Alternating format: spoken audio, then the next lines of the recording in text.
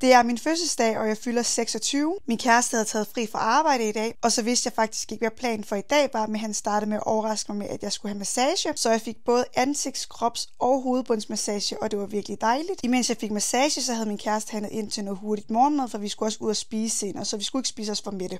Wow, det er en flot farve! Så fik jeg også en virkelig flot fødselsdagsgave af ham. Så havde jeg lavet min makeup virkelig hurtigt, så jeg var lidt utilfreds med den. Så skulle vi ind og have frokost, og der var vi inde på Bak og Nurup, hvor vi fik deres frokostmenu, som består af en snack, hovedret og en dessert. Bak og Nurup er søst et af vores yndlingssteder i Aalborg. Udover at maden smager virkelig lækkert, så har de søst den bedste service. Nå, men efter vores lækre frokost, så skulle vi bare i Netto for at handle, og så tog vi egentlig bare hjem. Så havde jeg lavet sock rolls, men jeg havde dem kun i en time, så de holdt faktisk ikke særlig længe. Jeg skulle nemlig til event kl. 18 hos Astrid Frank. Lige nu har hun nemlig en pop-up butik i Bismensgade i Aalborg, og der fandt jeg søst den perfekte efterårsskjorte, som var brun med striber, og den skulle jeg søst bare eje. Tak fordi I så med. Hej hej!